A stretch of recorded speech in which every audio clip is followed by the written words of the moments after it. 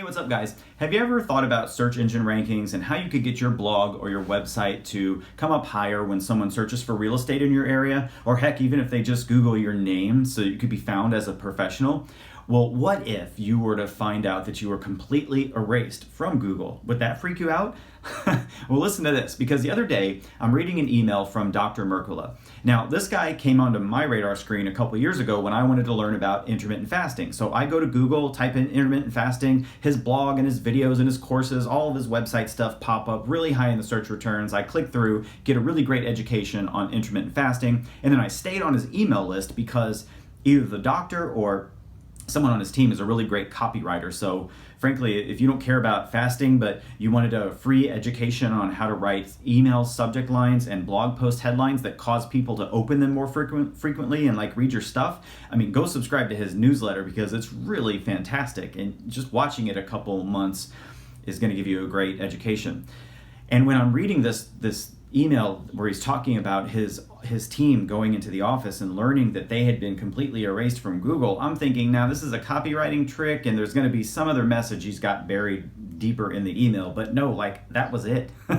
He was just pissed because he was erased apparently from Google. So before I finished the email, I actually flipped over to Google and I typed in intermittent fasting, and sure enough, no Dr. Mercola stuff. I went 5 or 6 pages deep and still couldn't find anything that he had published. I knew it was there. He didn't take his website down.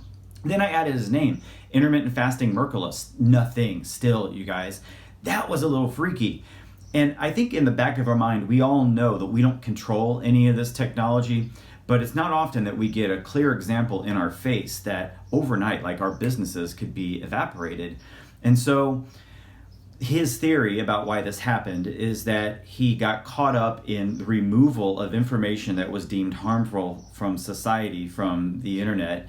I think this is a big political issue these days, but specifically he's been railing against pharmaceutical industry about the vaccine issue. And he's upset that states like New York are insisting, legislating that children get vaccinated before they go to school. And if that doesn't happen, parents are getting fined heavily and sometimes put in jail. So that's a vaccine issue is not the point of this video. But his theory is because he was so vocal about that controversial issue that he was removed from the internet. And I'm thinking, well, why can't you be controversial? Why can't you express your opinion? That's like a scary thought. And so then I heard my coach's voice in the back of my mind. Focus on the fundamentals. Jason, what is the most fundamental part of your business? Now, if I were to ask a realtor that, what's the most fundamental part of your business? I might hear my listing inventory or buyers or leads. And yeah, all that stuff's important. But when you're an independent business owner, the most fundamentally important part of your practice is your email list and your relationship with it, or your database, you might call it, your book of business and your relationship with it. And the way my coach described it is with the concept of a homeland versus an embassy. So the United States has a homeland. We can control what goes on in our homeland. And we also have embassies in the world that are pretty stable, mostly with our allies. But once we go beyond our top tier allies, our embassies exist in places of the world where we don't have that much control. Like, they're there, but politics could change overnight. And we have to pack up and get out. And sometimes I'm sure we could all think of news stories where we hear that we didn't even have time to pack anything up in the embassy. We just had to get out because it was blown up. And there goes all of that effort, all that work just gone overnight. Well, that's what could happen if you put your business in the hands of someplace other than completely in an embassy. Think of it this way.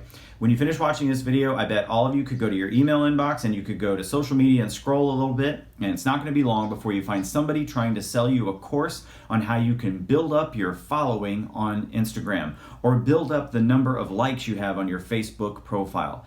And I'm not saying don't do all that stuff. All that stuff is great, but don't do it at the expense of your homeland. Because the United States would never take our most important assets and go house them in an embassy, because we know that in a moment's notice, those could be gone out of our control. So why would you as a business owner spend the majority of your time, money, and energy trying to focus on building Instagram or building up Facebook? You shouldn't do it, because we all know the rules can change overnight. And so use those to funnel people from your embassies, to attract them into your embassies, funnel them to your homeland, which would be your blog, any type of URL that you own, and the people that subscribe to your email list. Because no matter what Facebook chooses to do, no matter what Google or Twitter chooses to do, that we all find out after the fact, what we will always control is our properties. Well, you guys, speaking of homeland, scroll down on my homeland, because that's where you're no doubt watching this, and hit the like button and let me know what you think. What do you think about this concept of a homeland versus an embassy? And what can you do to make sure that your homeland is more secure and that you're communicating with people on your turf? I'd love to hear your thoughts on this. My name is Jason Edwards. Let's go think bigger.